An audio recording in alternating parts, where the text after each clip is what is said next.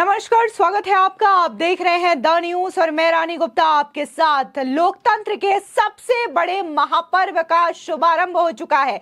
बता दें कि चुनाव आयोग ने लोकसभा चुनाव 2024 की तारीखों का ऐलान कर दिया है। चुनाव आयोग की घोषणा के मुताबिक 19 अप्रैल से 7 चरणों में वोटिंग होगी। इसके बाद 4 जून को मतों की गिनती होगी और चुनाव के नतीजों का अनाउंसमेंट सामने आएगा। बता दें कि मुख्य चुनाव आयुक्त राजीव कुमार ने लोकसभा चुनाव के कार्यक्रम के तारीखों का ऐलान किया है। इस मौके पर चुनाव आयुक्त ज्ञानेश कुमार और एस संधू और दूसरे बड़े अधिकारी भी मौजूद रहे। बता दें कि इसी के साथ ही आचार संहिता भी लागू हो चुकी है। 543 सीटों के लिए चुनाव 7 फेज में होगा। पहले फेज की वोटिंग 19 अप्रैल और आखिरी फेज की वोटिंग 1 जून को होगी और 4 जून को इसके नतीजे सामने आएंगे। बता दें कि वोटिंग से लेकर नतीजे तक इसमें 46 दिन लगेंगे। ऐसे में तमाम जो राजनेता हैं उनकी भी प्रतिक्रियाएं सामने आ रही है। हालांकि कुछ लोग 7 चरण में ये चुनाव क्यों हो रहे हैं इसको लेकर के सवाल उठा रहे हैं, तो कुछ का ये कहना है कि एक बार फिर से चुनाव आयोग ने 7 चरणों में जिस तरीके से चुनाव की तारीखों का अनाउंसमेंट किया है, वाकई में ये बेहद खुशी की बात है। और जिस तरीके से भारत सबसे बड़ा लोकतंत्र वाला देश है और ये चुनावी महापर्व की शुरुआत हो चुकी है, शुभारंभ हो चुका है चुनावों की तारीखों का, तो ऐसे में तमाम पार्टियां भी पूरी तरीके से तैयार है। अब उनके एग्जाम देने की बारी है क्योंकि एग्जाम का डेट अनाउंस हो चुका है। आपको बता दें कि लोकसभा के साथ ही 4 राज्यों यानी कि आंध्र प्रदेश, ओडिशा, अरुणाचल प्रदेश और सिक्किम के विधानसभा चुनाव की तारीखें भी जारी कर दी है। ओडिशा में 13 मई, 20 मई, 25 मई और 1 जून को वोटिंग होगी। बाकी 3 राज्यों में एक फेज में ही चुनाव होंगे। अरुणाचल और सिक्किम में 19 अप्रैल, आंध्र में 13 मई को वोट डाले जाएंगे। इसी के साथ ही आपको बता दें कि 26 असेंबली में भी बाईपोल इलेक्शन होंगे, यानी कि जो 26 विधानसभा है वहां पर भी उपचुनाव होना है। इसमें बिहार, गुजरात, हरियाणा, झारखंड, त्रिपुरा, वेस्ट बंगाल, हिमाचल, राजस्थान, कर्नाटका, तमिलनाडु, उत्तर प्रदेश में बाईपोल होना है। 26 वैकेंसी पूरी कर रही है और ये पार्लियामेंट्री इलेक्शन के साथ ही होगा। गौरतलब है कि मौजूदा लोकसभा का कार्यकाल 16 जून को खत्म हो रहा है और नई लोकसभा का गठन उससे पहले करना है। चुनाव आयोग के मुताबिक पहले 4 चरण में 19 अप्रैल, दूसरे चरण में 26 अप्रैल, तीसरे चरण में 7 मई, चौथे चरण में 13 मई, 5वें चरण में 20 मई, छठे चरण में 25 और 7वें चरण में 1 जून को वोट डाले जाएंगे।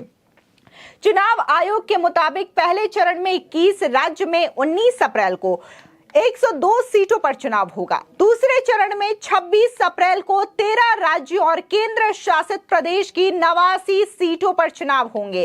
तीसरे चरण में 7 मई को कुल 12 राज्यों में 94 सीटों पर चुनाव होंगे। चौथे चरण में 13 मई को कुल 10 राज्यों और केंद्र शासित राज्यों की 96 सीट पर चुनाव होंगे, जबकि 5वें चरण में 20 मई को कुल 49 सीटों पर, छठे चरण में 26 मई को कुल 57 सीटों पर और 7वें चरण में 1 जून को कुल सीट 57 पर वोट डाले जाएंगे। आंध्र प्रदेश, सिक्किम, अरुणाचल और ओडिशा में विधानसभाओं का कार्यकाल जून में अलग अलग तारीखों पर खत्म हो रहा है।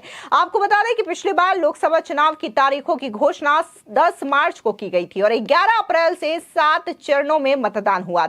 आपको बता दें वहीं जिस तरीके से लोकसभा की चुनावों की तारीखों का ऐलान हो चुका है, तो ऐसे में तमाम नेताओं की प्रतिक्रिया भी सामने आ रही है। इस बीच नेशनल कॉन्फ्रेंस के चीफ फारूक अब्दुल्ला का कहना है कि एक तरफ भारत सरकार 1 नेशन 1 इलेक्शन की बात करती है, तो दूसरी ओर वे 4 राज्यों में चुनाव और संसदीय चुनाव एक साथ करा रहे हैं। आखिर ऐसा क्यों जम्मू कश्मीर में इनकार किया जा रहा है?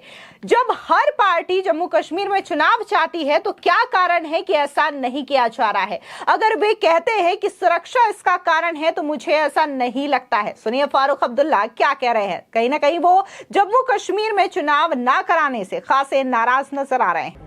Well, it's disheartening. On one side, the government of India and the Prime Minister himself wanted 1 nation, 1 election. 4 states, they are holding state elections as well as parliamentary elections. Why is this state being denied? And every party, whether it's BJP, whether it's other parties, everybody wanted elections. What is the reason? If they say the security is the reason, I don't think so. They're shouting from the top of the mountains that security is fine here.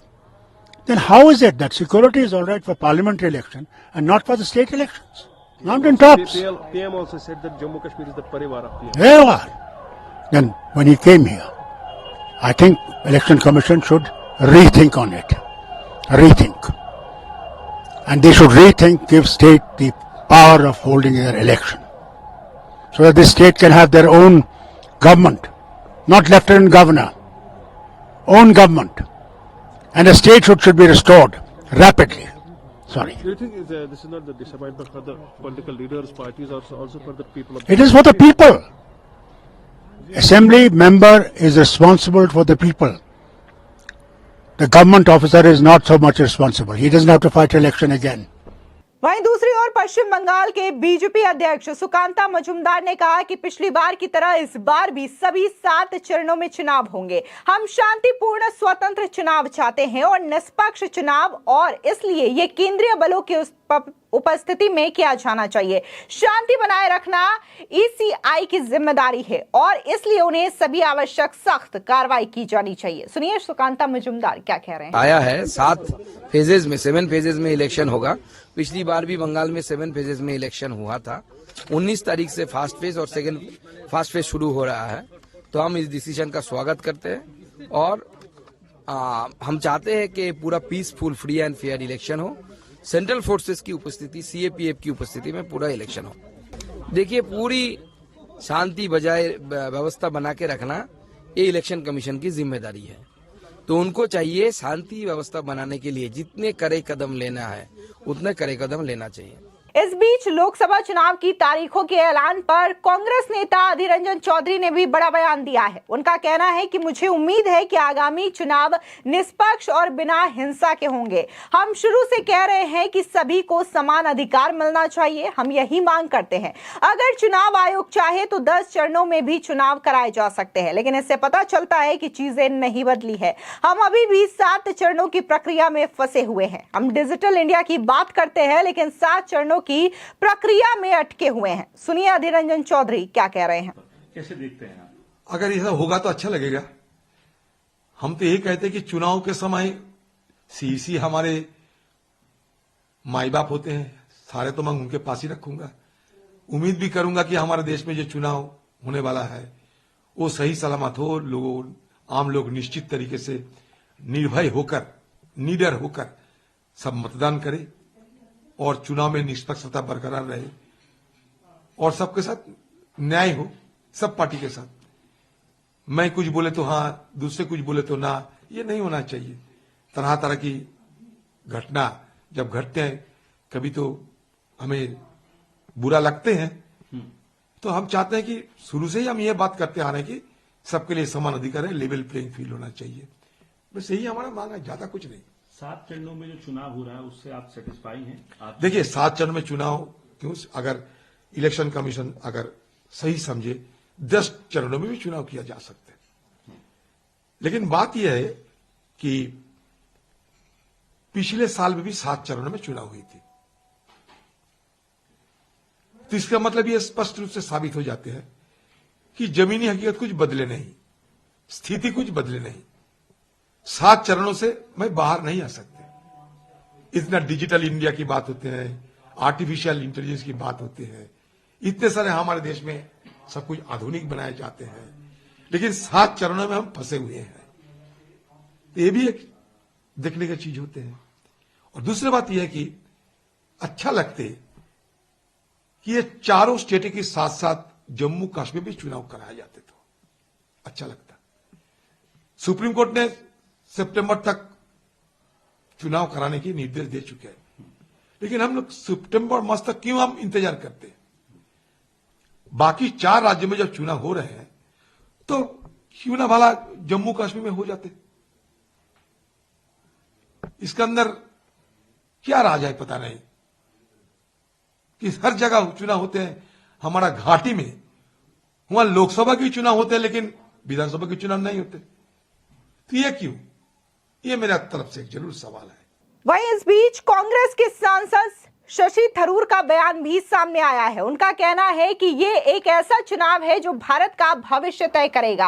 आप अपने बच्चे के लिए कैसा भारत छोड़ना चाहते हैं, ये कैसा भारत होगा, क्या आप इस भारत में रहना चाहते हैं, ऐसी चीजों को लेकर के ये चुनाव है। ऐसे में उन्होंने कहीं ना कहीं लोगों से अपील भी की है कि इसको लेकर के जश्न मनाएं और लोकतंत्र का जो महापर्व है इसे लोग सेलिब्रेट करें। सुनिए शशि थरूर क्या कह रहे हैं।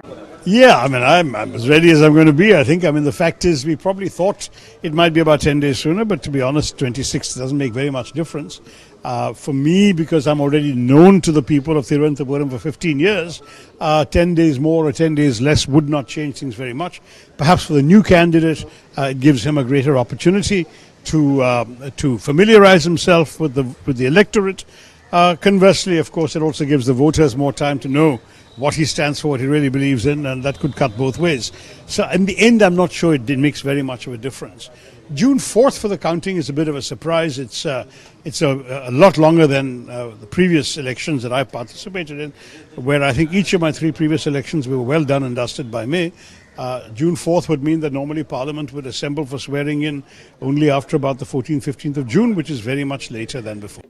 आपको बता दें कि इस बीच कांग्रेस के अध्यक्ष मल्लिकार्जुन खड़गे ने भी अपनी प्रतिक्रिया जाहिर की है। दरअसल मल्लिकार्जुन खड़गे का कहना है कि 7 चरणों का मतलब है कि लगभग सभी विकास कार्य रुक जाएंगे और लगभग 70-80 दिनों तक रुकने का मतलब है कि आप कल्पना कर सकते हैं कि देश कैसे प्रगति करेगा, क्योंकि चुनाव के अनुसार आचार संहिता लोक आवाजाही नहीं करेगी और इसके लिए उनका ये कहना है कि चुनाव जो है वो 2 से 3 चरण के भीतर ही करवा दिया जाना चाहिए। यानी कि मल्लिकार्जुन को साफ तौर से उनका कहना है कि चुनाव 7 चरण में नहीं करवाया जाना चाहिए। सुनिए मल्लिकार्जुन खड़गे क्या कह रहे हैं। 7 means nearly all development work will be stopped, and stopping nearly 70-80 days means you imagine how the country will progress, because election code of conduct, people will not move, material will not be supplied, budget will not be spent. So this is a very, according to me, it's not good. He could have completed within 3 or 4 this thing. So it was easy for people also to get their businesses completed, the infrastructure, everything. It should have helped. But anyway, Modi is Modi. Sir, the election commission. But these are routine advisories. And in spite of these advisories, you will see how the BJP people, leaders will act, how they will abuse, attack to other opposition parties. This is there. And naturally, others may also do to some extent. But anyway, let us see. Now we can't say it is only election commission is hardly today born. So in future what is going to happen, how they are going to behave impartially, and I hope, I expect that they should behave impartially. There should be level playing ground. That will help the country and real democracy. The spirit of real democracy should be shown. इसी के साथ ही Samajwadi party की सांसद डिंपल यादव की प्रतिक्रिया भी सामने आई है। उनका कहना है कि एक महत्वपूर्ण चुनाव होने जा रहा है। मैं लोगों से अपील करना चाहूंगी कि वे सतर्कता से मतदान करें, क्योंकि ये चुनाव भविष्य को आकार देगा, उत्तर प्रदेश की दिशा तय करेगा। ये युवाओं के रोजगार, महिलाओं की सुरक्षा और किसानों के लिए MSP का चुनाव है। हम चाहते हैं कि चुनाव निष्पक्ष रूप से हो। सुनिए डिंपल यादव क्या कह रही हैं। मैं समझती हूँ इस बार के चुनाव बहुत ही महत्वपूर्ण चुनाव है और मैं प्रदेश के सभी लोगों से कहूँगी कि बहुत सोच समझ के इस बार चुनाव अपना वोट डालें, क्योंकि यह चुनाव जो है यह उत्तर प्रदेश की दिशा बदलने का काम करने वाला है। युवाओं को रोजगार मिले या ना मिले, ये इसका चुनाव है। महिलाओं को सुरक्षा मिले या ना मिले, ये इसका चुनाव है। हमारे किसान भाइयों को MSP मिले या ना मिले, ये उसका भी चुनाव है। अब मैम इस बार पहली बार ऐसा हो रहा है कि 85 वर्ष से ज़्यादा उम्र की महिलाएं घर पर वोट डालेंगे, लोग वोट घर पर डालेंगे, ऐसा चुनाव आयोग ने व्यवस्था की है। हम चाहते हैं कि निष्पक्ष चुनाव हो। अगर 85 इयर्स की जो महिलाएं हैं उनका वोट कोई भी हो, अगर घर जाकर वोट डाला जाएगा तो निष्पक्ष तरीके से यह वोट लिया जाए। हमारी खाली यही निवेदन है चुनाव आयोग। आपके क्या मुद्दे रहेंगे इस बार चुनाव में, किन मुद्दों को लेकर जाएंगे आप? मैंने बताया अभी आपसे कि प्रदेश में लोगों को रोजगार चाहिए, महिलाओं को सुरक्षा चाहिए, किसानों को राहत चाहिए, सस्ता बिजली, सस्ती पढ़ाई, सस्ती खाद्य सामग्री चाहिए, तो उन मुद्दों पर ही चुनाव लड़ा जाएगा। वहीं इस बीच जेडीयू के एमएलसी नीरज कुमार की प्रतिक्रिया सामने आई है। उनका कहना है कि बिहार में जेडीयू और बीजेपी यानी कि ये जो एनडीए गठबंधन बना है वो साथ में मिलकर के चुनाव लड़ेंगे, 400 सीटें पार करेंगे और एक बार फिर से देश के प्रधानमंत्री नरेंद्र मोदी होंगे। सुनिए नीरज कुमार की प्रतिक्रिया। चुनाव आयोग ने 7 चरणों में बिहार के चुनाव की घोषणा की है। महासंग्राम होने वाला है, रणभेरी बच चुकी है। राष्ट्रीय जनतांत्रिक गठबंधन माननीय नरेंद्र मोदी को प्रधानमंत्री बनाने के लिए और माननीय नीतीश कुमार जी के किए गए काम, केंद्र सरकार की उपलब्धियां, उसके बदौलत जनता की अदालत में हम जाएंगे और विपक्ष का नकारात्मक रवैया, झूठा श्रेय लेने का जो राजनीतिक होड़ है, इनका पर्दाफाश करते हुए हमारी उम्मीद है कि पिछला बार 39 सीट जीते थे, इसमें 40 में 40 जीतेंगे, जिससे कि 400 पार का जो आपको बता दें कि लगातार देखने को मिल रहा है कि इस चुनावी मौसम की शुरुआत हो चुकी है। तमाम नेताओं की प्रतिक्रियाएं सामने आ रही है। हालांकि इस बीच कई सारे नेताओं को इस बात की नाराजगी है कि आखिर ये चुनाव 7 चरण में क्यों करवाए जा रहे हैं। खासकर अगर बात हम टीएमसी पार्टी की करें तो उन्होंने ये कहा है, जो टीएमसी पार्टी के प्रवक्ता हैं स्वयं पुरोहित, उनका कहना है कि ममता बनर्जी और टीएमसी पार्टी ने कई दफा इलेक्शन कमीशन से यह अपील की है कि बंगाल का जो चुनाव है वो एक चरण में करवाया जाना चाहिए, लेकिन इलेक्शन कमीशन ने इस बार भी ये चुनाव 7वें चरण में रख दिया है और उनका यह भी कहना है कि इससे समय की बर्बादी होगी, समय जो है और भी ज्यादा बढ़ता जाएगा। आपको बता दें इसी के साथ ही इलेक्शन में जिस तरीके से ईवीएम का इस्तेमाल किया जाता है तो इसमें कई सारी पार्टियां सवाल उठाती है। खासकर अभी हाल ही में राहुल गांधी ने भी इस पर सवाल उठाया था। अब इसको लेकर के जो इलेक्शन कमीशन आयुक्त है राजीव कुमार, उन्होंने साफ तौर से बड़ा जवाब दिया है। उनका कहना है कि जो लोग ईवीएम में खामी निकालते हैं उन पर कटाक्ष करते हुए उन्होंने कुछ लाइनें सुनाई है। उनका कहना है कि अधूरी हसरतों का इल्जाम हर बार हम पर लगाना ठीक नहीं, वफा खुद से नहीं होती, खता ईवीएम की कहते हो। आपको बता दें कि कहीं ना कहीं उन नेताओं के लिए लाइनें बोली गई है चुनाव आयुक्त के द्वारा, जो कि बार बार ईवीएम को लेकर के सवाल उठाते हैं और ये कहते हैं कि चुनाव